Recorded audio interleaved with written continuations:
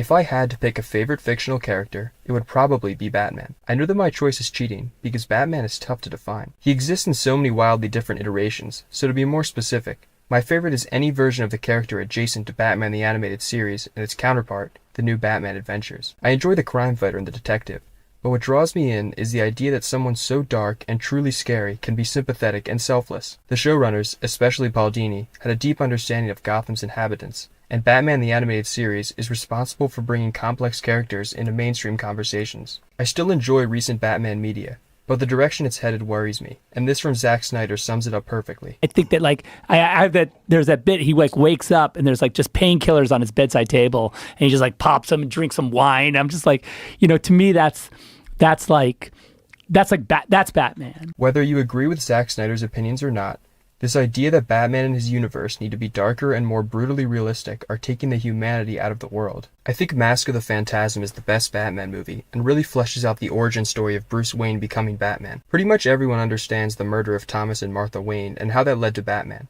but some people get it backwards. Batman was born the day the gun was fired and Martha's pearl necklace snapped. Batman is the true identity. Bruce Wayne is nothing more than a mask, which allows him to remain inconspicuous and gain funds to complete his real goal of preventing another life in Gotham from being taken away like his family was. He doesn't even view himself as Bruce. In one of the most famous scenes in the film, Bruce visits his parents' grave, pleading that they forgive him for wanting to give up his attempts to avenge them, which is something they never asked or expected him to do. I don't want to let you down, honest, but it just doesn't hurt so bad anymore. You can understand that, can't you? Bruce is emotionally destroyed by the concept that he is finally getting over their death, and more importantly, he is in love with Andrea. Bruce is conflicted with the idea that he cannot live a life of love as Batman. This shows that Batman's greatest weakness, or strength, depending on how you interpret it, is happiness. I know I made a promise, but I didn't see this coming. I didn't count on being happy. And when that love eventually falls out of Bruce's hands, the path of a normal life is no more, and Bruce turns to the only thing left in his life, which is Batman. He decides that he cannot be saved from his fate, nor would he want it any other way. When Bruce first holds the Batsuit, he is already fully engulfed in darkness. He is only donning a mask to match it. And when Alfred sees him, he is horrified, because any chance of another future has been severed. Bruce Wayne can never come back. Batman operates under the selfless belief that he himself can never and will never be happy. He can only hope to change others' lives. It's hard for me to believe that in any way Bruce would be taking pills, or Batman would kill. To make this happen would mean reworking the entire origin story, because if pills are the response to his parents' death, then what is Batman? A fun side project? Dressing up as a bat and spending every waking second dedicated to recapturing the same 15 people over and over takes extreme dedication and is clearly a sign of someone who is mentally unwell. The most common criticism of Batman is that he's overshadowed by his villains. There's no denying that the members of Gotham's Rogue Gallery are the most iconic comic villains of all time, but what also makes them stand apart from most other comic villains is their humanity. Their motivations aren't simply controlling the world or killing their hero. They are tragic figures with clear intentions, and no other series outlines them better than Batman the Animated Series. Mr. Freeze is motivated to commit crime to save his wife. Poison Ivy is motivated to end the mad campaign of botanical genocide. Penguin seeks revenge on the elite socialites who mocked his appearance and refused to accept him. And the Joker is just chaos. There's a reason why so many Batman stories include a villain's origin, because their motivation is important. But beyond themselves and their own characterization, it's their connection to Batman that makes them interesting. Nearly every member of the Rogues Gallery reflects an aspect of Batman. Poison Ivy's obsession to her own cause, Two-Face's struggle with an extreme dual identity, Clayface's abandonment of a true identity. The Joker stands as a perfect foil of chaos to order through his appearance. Batman being a terrifying man with good intentions, while the Joker presents himself as a happy clown with evil intentions. Besides the Joker, they all began with positive goals, but were overtaken by darkness. That's what separates them from Batman. Vengeance blackens the soul, Bruce. I always feared you would become that which you fought against. You walk the edge of that abyss every night. But you haven't fallen in, and I thank heaven for that. Batman the Animated Series evolved the characters in its universe so well because the writers were forced to have a moral of the story for its intended age group. This brings us back to Zack Snyder and the modern views of Batman. The idea that Batman is someone so dark that he cannot possibly sympathize with his enemies could not be further from the truth. Batman wants his villains to be better people. He wouldn't kill because Batman doesn't want another human to experience what he did as a child. And again, Batman is a tough-to-define character with countless versions, so to create a killing one is fine, but his origins need to be drastically different. To me, the most memorable moments of the show consist of Batman's attempts to help. There's one thing I gotta know. How'd you stay with me all day, risking your butt for someone who's never given you anything but trouble? I know what it's like to try and rebuild a life. I had a bad day too, once. Bruce Wayne picked up the tab for this? Yes. Good old Bruce, he's never given up on me. Always been my best friend. I remember when we used to close the town at the Half Moon Club.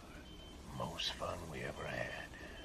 And the inspiration for this video, the episode Baby Doll, one of my personal favorites. Baby Doll usually appears fairly high on ranking lists for the series, but can never seem to beat out classics like Almost Got Him, Trial, Two-Face, Heart of Ice, and Robin's Reckoning. These, alongside nearly every episode of the show, are fantastic, but Baby Doll stands out to me because it shows the clearest relationship between our hero and our villain. The episode follows the new original villain, Baby Doll, a retired actress on the canceled TV sitcom Love That Baby. I didn't mean to. Who has begun abducting her old co-stars. Baby Doll, or Mary Doll, suffers from hypoplasia, which prevents her body from physically maturing. Would you believe she was 20 years old in that clip? She'd be about 30 now. Baby Doll has captured her co-stars and holds them hostage on the set of Love That Baby. Turns out that Mary was never able to escape the character of Baby Doll, and all of their attempts of acting were met with horrible reviews.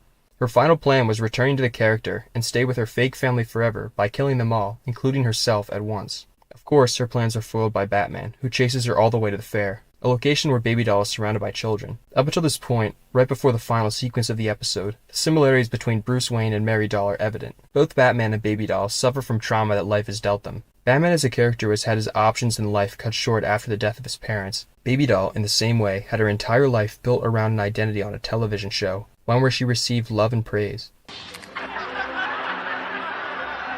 After Love That Baby ended, and all of her acting attempts failed, Baby Doll believed that she had lost her true family of cast members, and her time on the show was the only point in her life where she was truly happy. We were just playing characters in a TV show. It was real to me. Everybody loved Baby Doll until you came along. You made them forget me. Bruce Wayne's childhood was cut short, forcing him into adulthood, while Baby Doll never got to experience adulthood, as she was always trapped in the body of a child. Stuck in a cycle of self-hatred, Mary was forced to adopt the persona of a child in response to no one accepting her true self. I remembered how happy I was with all of you around me and the folks at home watching me each week. Me.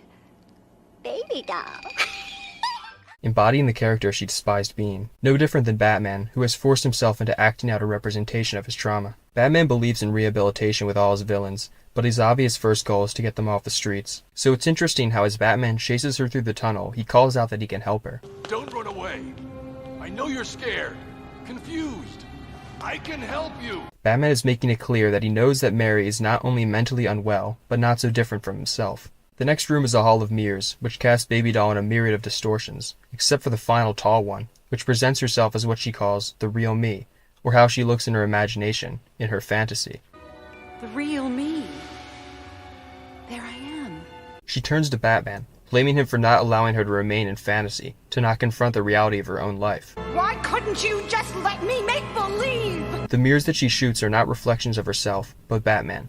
Not only is Mary using Batman to avoid her own internal problems, but also Batman is her at this moment in the story. Back to Bruce in Mask of the Phantasm, realizing the possibility of overcoming the trauma that changed the course of his entire life, but ultimately having that taken away from him and returning to the only path left, one that he created for himself. After taking the cancellation of her show as an opportunity to explore other avenues of entertainment, Baby Doll fails and believes because of her appearance she can only be happy on her show, surrounded by the disillusion of a family and a community that supports and values her as the important center of attention. But as she turns to the final mirror, Baby Doll is confronted by her own imagination, a representation of what could have been if she wasn't dealt the hand of her condition. And after the tears, she decides to shatter this representation, this illusion, leaving no more fantasy in her life.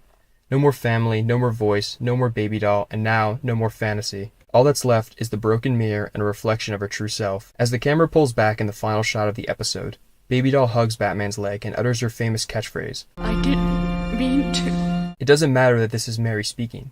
These two personalities have become one, and she will never be able to escape either. Her life and character are synonymous. As she hugs his leg, Batman doesn't apprehend her, but comforts her, as he realizes that they are not too different. Products of their own environments.